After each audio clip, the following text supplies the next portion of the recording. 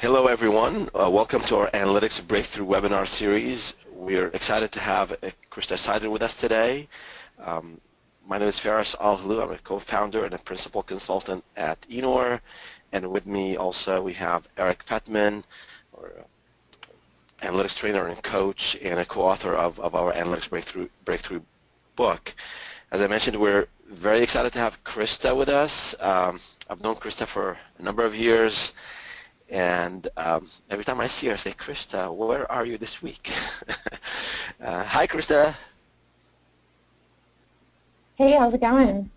Doing great, thank you. Thank you for being with us. And for those of you, I think most of you would know Krista, but for those who don't know, Krista is very active in the industry. So she's an analytics advocate at Google, but she's also a frequent speaker at many industry events, not only in North America, but in Europe and Asia, all over the globe. I know she spoke at one of our conferences at the Evolve conference in Dubai last year, and she's out there advocating and educating business owners, consultants, marketers, analysts about how to push the envelope with Google Analytics. So Krista, we're really delighted to have you. And then one last thing, she is the co-chair of the San Francisco chapter of the Digital Analytics Association, the DAA, and she won a whole lot of awards, and she's very active. She's always involved and trying to push the cause forward. So looking forward to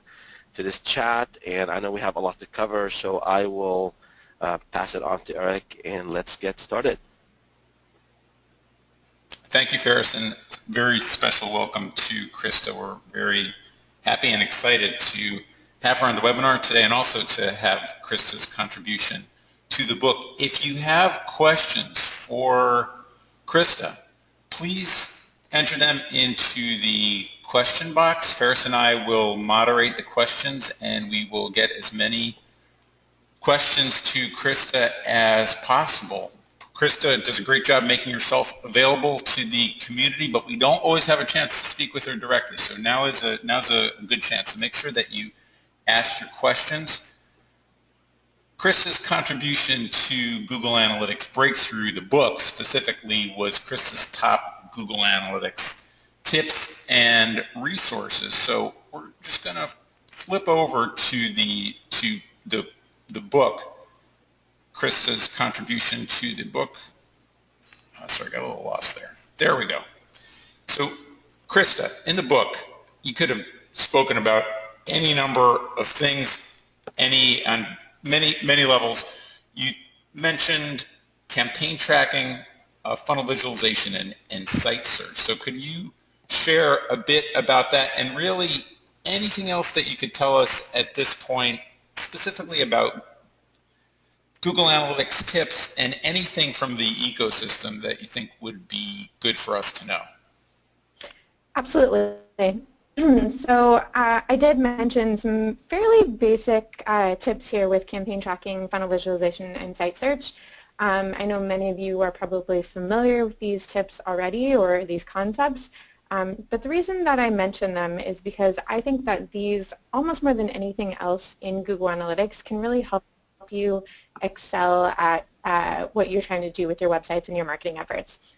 Specifically, campaign tracking is one of my very favorite topics in analytics in general, and that's because it can be so very powerful. So maybe let me go into a little bit more detail about campaign tracking in particular. So campaign tracking, if you are familiar, there are a number of parameters that you can add to your URL. One of the reasons why I love campaign tracking so much is because it doesn't actually require any code. Marketers, search people, anybody can actually go ahead and use campaign tracking without needing to know how to code. So that's great to start with. But what I like about it so much is that you can get really, really granular with your referring sources to your website, or the sources of traffic that are sending people to your website. So, for example, if you're sending out a bunch of emails to your customers and you want to test out whether one call to action in that email works better than another, so let's say that you had a call to action to get started in your email or to learn more, you could actually add some parameters to the URL of that button linking to your website, letting Google Analytics know which button that actually came from. So your source and your medium would be like email and call to action or something like that, but your UTM_content, the content parameter of campaign tracking, you could actually use that field to insert the CTA. So it could say learn more, or it could say get started. And then when you see that information coming into Google Analytics that people are coming from a particular email from the campaign of, you know, welcome to user, if you're sending out a new user campaign, then you can start to slice and dice that information and really understand which calls to action are driving people to your website at a higher rate or driving them to convert on your website at a higher rate. Similarly, I really like campaign tracking for ad testing, and in particular, again, the UTM content slot. And I like to use this to actually denote the headlines of ads that I have in market. So one example I like to give is we have the Google Store demo account that everybody can have access to out there to practice your analytics skills. And in that demo account, we have some data for various campaigns, and one of them is a campaign for Google CPC, which means that it was just a search ad on Google. But when you add a secondary dimension to that report and you're looking at the ad content or the UTM content, what you'll actually see is that we have a couple of different headlines that we were testing for the Google Store for these ads. And that can really help you to understand that one particular ad headline is working better than another, and maybe you should change your whole ad strategy to focus on the headlines that are really driving your conversions at a higher rate. And then finally, one other example of why I love campaign tagging so much is use in social media. So I have a blog that I blog often on about analytics and optimization and various topics in the digital industry. And I very often post these blog posts to Twitter or Facebook or Google Plus or several other places out there on the web. And I use campaign tagging to track which source and medium is sending traffic to my posts. So for example, I actually blog quite a bit about Google Tag Manager. I taught the Google Tag Manager Fundamentals course on our Analytics Academy. And when I blog about Tag Manager, I often post it to both Twitter and Google+. And I use the UTM tracking parameter of source to denote if it was coming from Twitter or Google+. And now in my analytics account, I can actually start to look at that data and understand if there are more posts for GTM coming from Twitter or from Google+, because my ad content actually says what the blog post name is. And I've done some analysis and I've actually found that when I blog about Google Tag Manager, I often get more traffic from Google+, and that's usually because it's shared within the Google Tag Manager community on Google+. There's a very active community of users there. Versus when I blog about Google Analytics, I usually get more traffic coming from Twitter. And that's a level of analysis I would not have been able to do without a very granular strategy for campaign tracking. So those are just a few reasons why I really love campaign tracking and how I think that you can get more out of it. I think the real key thing there is consistency in your tagging strategy for how you're naming your various inputs for campaign tracking. So that was campaign tracking. Eric, do you want me to keep going and talk about some of my other tips in the book, next funnel visualization? Yes, and I am sure everyone appreciates your input on campaign tracking, and absolutely the consistency is key. And we do sometimes overlook that UTM content parameter, and it can be very useful. Sometimes I almost think of that as a custom dimension, or at least an extra dimension, which is what it is for campaign tracking, that is there to be taken advantage of for, as you mentioned, distinguishing between two button clicks or two different creatives or a subject line. So it's a good tip to remember to take advantage of UTM content. Absolutely. I often call it my bonus field. And if you really need to, you can actually overstuff it and concatenate multiple values into that field. That's right. If you want to collect more and more info on that source that you're sending from. That's right. Cool. So my next tip is around funnel visualizations. And I also think that these can be very powerful. So in Google Analytics, you can set up goals, and then you can use a goal to set up a funnel visualization. And a very common use case of this would be if you have a checkout, if you're an e-commerce website and you have a checkout funnel, and you want to track if people are adding to their cart and then making it to your setup, your shipping page, and then the billing page, and then eventually checking out. I think Eric is bringing up one on the screen right now from our Google Merchandise Store demo account. Which everyone has access to, Krista, right? Exactly. Yeah. Yes. So you can go into this account and play around with it. This is real data from the Google Merchandise Store, and it really gives you a great opportunity to go ahead and practice your analytics skills with a good data set for an e-commerce store. So what I love so much about this report, though, is from what you can see on your screen, you have people starting in the cart stage. We have almost 2,500 people during this time range. And then going down to billing, you see that there's a significant drop-off, 38% drop-off, only 951 people continuing. And we can actually see that the majority of those people are either exiting or they're going back to a different page. And that can let us know that maybe we are not doing a very good job on our website of getting people to go from that cart page to that billing and shipping page. That's an area that we could potentially focus on optimization for. If I continue to look down the funnel, I do see some more drop-off, but nothing too drastic. It's really that first step where I see the highest drop-off, and so that's where, as an analyst, I might want to focus my efforts. Another way to kind of spin this is if you have Google Analytics 360, then you actually have access to something called custom funnels, which is similar to these funnel visualizations, but it's actually a funnel that you can build on the fly with any type of hit that you're sending to Google Analytics. So goal funnels here have to be built ahead of time, and then the data collects, and then you can analyze it. But with a custom funnel, you can change out those steps anytime you want. And one really cool thing about a custom funnel is that it actually, for each of these drop-off steps, it gives you the ability to click on that step and say, hey, I want to create an audience and remarket to these 500 people that dropped off during this step. And taking that even one step further, if you do go ahead and create that audience and remarket to those users who dropped off, let's say they dropped off from entering their information to actually checking out stage. So they have it in their cart. We know that they're engaged customers who are interested in this product, but they haven't checked out. Let's remarket to those users, bring them back to our website, maybe with an offer of free shipping to hopefully entice them to go ahead and check out.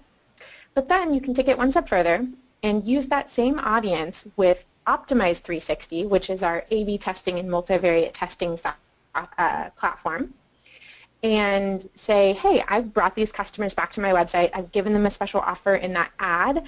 I'm going to actually make that experience on the website also special to this audience. Maybe I'll carry that ad message through of free shipping onto the website for this particular audience. So custom funnels can be very powerful in that way, especially when you are talking about using the audiences and the remarketing features that you can get from it. So that is funnel visualizations, and then a little extra tip of custom funnels. Yeah, the custom funnels are really cool, and the fact that you mentioned that you can use any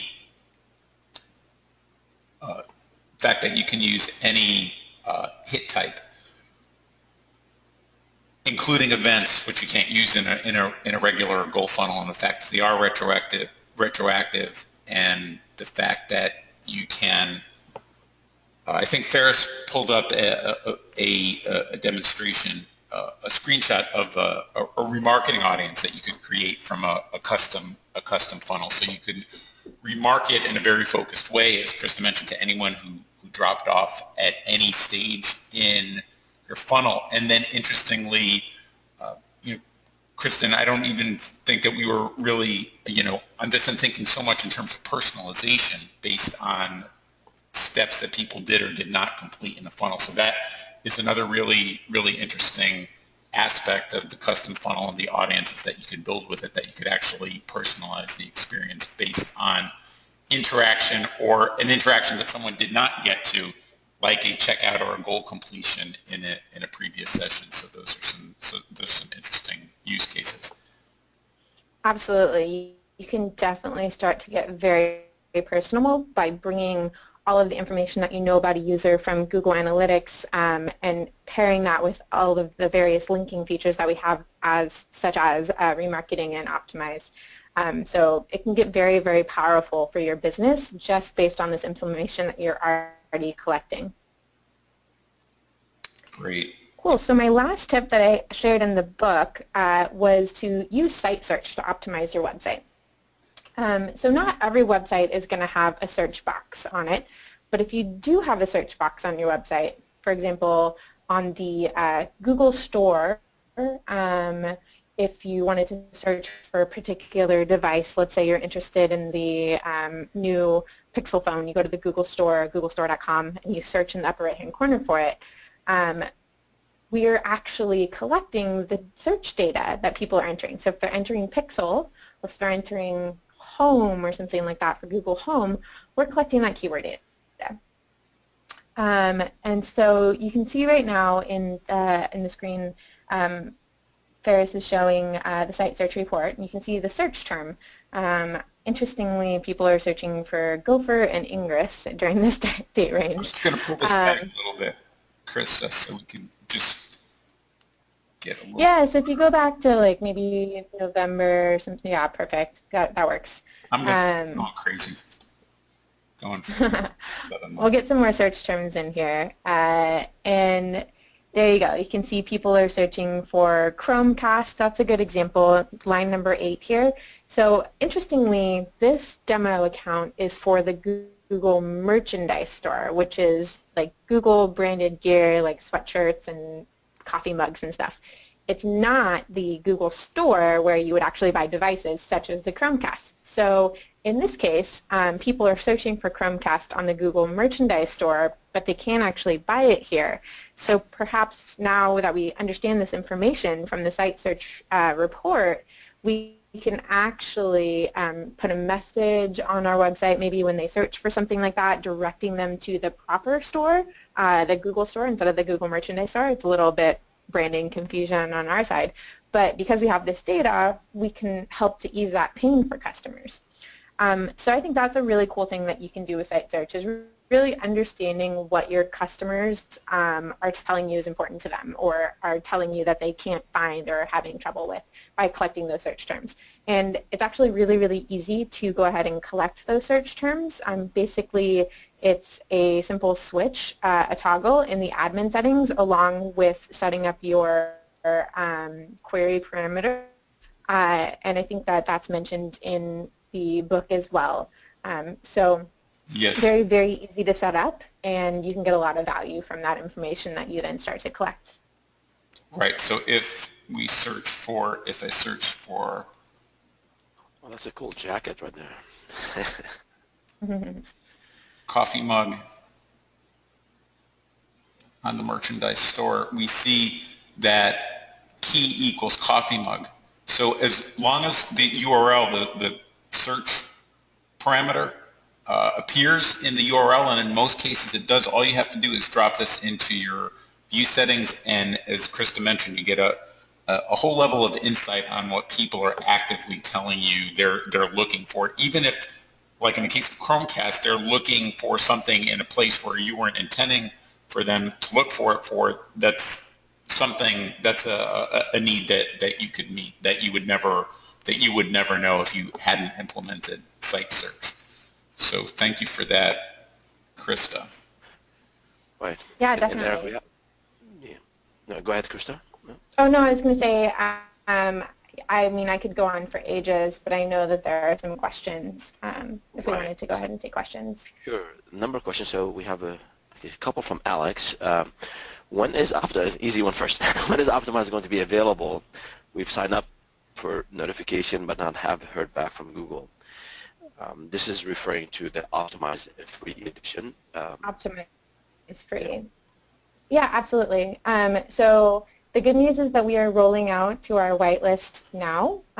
So we've already whitelisted a bunch of customers, and we're continuing to whitelist throughout this quarter. So if you haven't yet received access, you should be receiving it soon. So very exciting.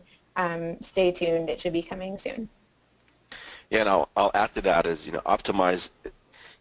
This is Optimize and Optimize 360. The free edition, the Optimize. It is pretty powerful. A lot of capabilities. So it reminds me of Google Analytics when also it came out, free, before we had 360. So people who've been wanting to do testing and personalization, you have now something that is soon will be readily available to the masses. So yeah, great. Another question here from Mark. Krista is, let's see, is the content parameter only available from custom reports? I believe this is in reference to the great question, UTM content. Yeah. Go ahead. Yep. So you can definitely pull it through a custom report, but you can actually add it as a secondary dimension in your standard reports. So I don't believe that you can actually pull it up as a primary dimension, but what you would do, as you can see on your screen right now, you would have a source medium or some kind of a campaign report. You would add a secondary dimension of add content, and that brings in that content parameter. And I think it's really valuable as a secondary dimension or in a custom report like that because it helps to add more insight to what that source medium or campaign was. So that's how you would access it. You can also access it in segmentation by creating a segment based on your UTM content parameter. Excellent, thank you. Another question from, let's see, from Alex. Is there, in GA, is there an easy way to group internal search queries by like terms, dental, dentist, dental plan?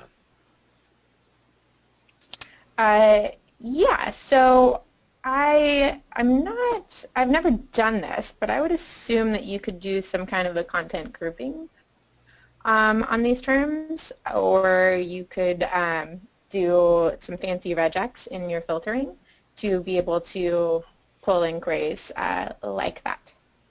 I don't know if Ferris or Eric, if you have other tips for that. Yeah, I mean, if you want to compare, let's say, I mean, you can create a segment with terms that you have, DENT, for example. Obviously, you can use the inline filter if you're just looking at the report in the interface. Quick way just to look at how many searches or whatever the metrics you're looking at. That would be one way, or you can create a segment. Those would be the two things that come to mind right away. Thank you. All right, moving on. So we have another question from Shanus. Is there an option to track conversions with Tag Manager so that conversions will be shown in Google Analytics, not as events only? So tracking conversions with Tag Manager, of course. I guess the question is, so can conversions be shown in GA not as events? So I'm not sure what is... So, I mean, events are separate from like goal conversion. So you would set up a goal and that would be your conversion. I mean, you can send any hit from Tag Manager to Google Analytics and kind of classify it how you would like. But I'm not 100% sure I understand the question. Right. Yeah, and I'll add to that. So as Krista said, so if you have a page view, you have an event, those can be set up as goals, and those are your conversions. So it doesn't have to be an event. It could be obviously like your confirmation page after you buy something or after you submit a form. And so the answer is yes, you can do it with Tag Manager very easily. You just need to know what that user behavior that you want to track is, whether it's specific event, somebody completing a video or downloading a white paper, or somebody is completing an e-commerce transaction. There's a question from Darren. Hi, Darren. Long time no talk. I'm glad that you're with us on this webinar. Darren says, is there any relief in the near future from all the GA spam that's coming in? The base admin setting does not even come close to catching all the garbage populating the data. So I believe this in reference to the referral spam. Yeah. Yep.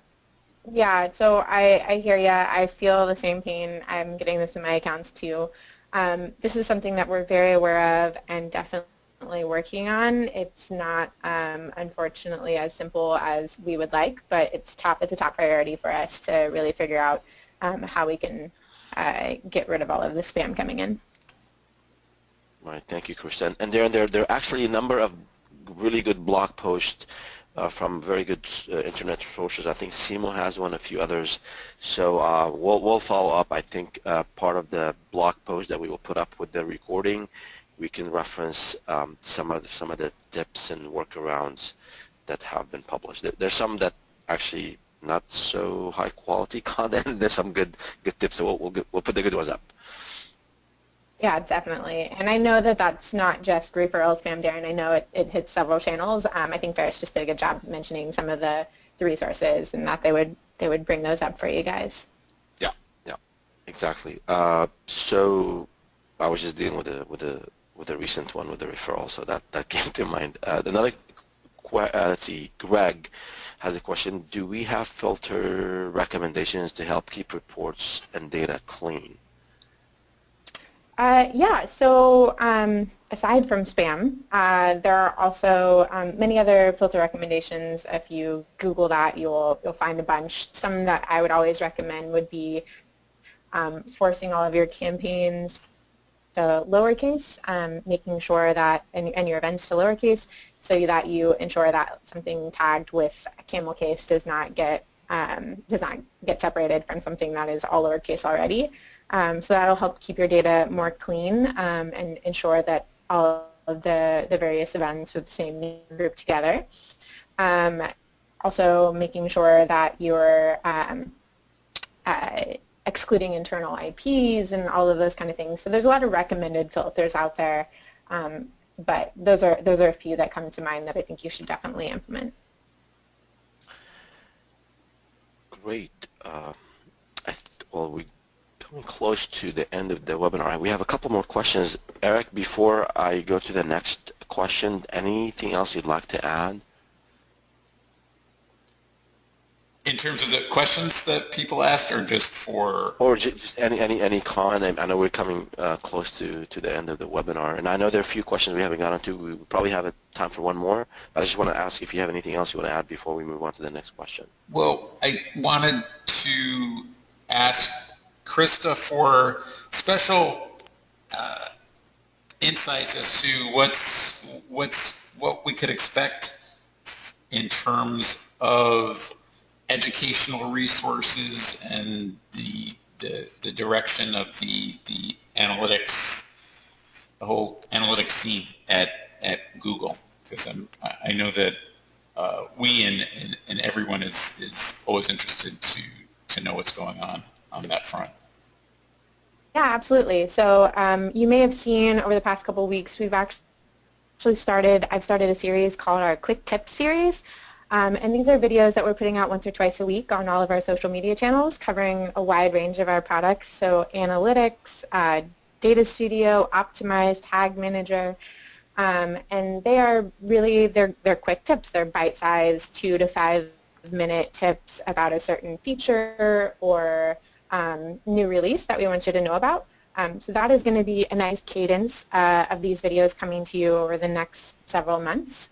So hopefully you guys can tune into our social channels and see that.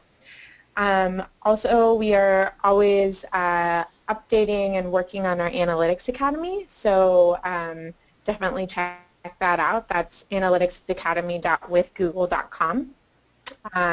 Very exciting coursework there. And then, I mean, we also have a lot of great communities on social media and our social handles on social media.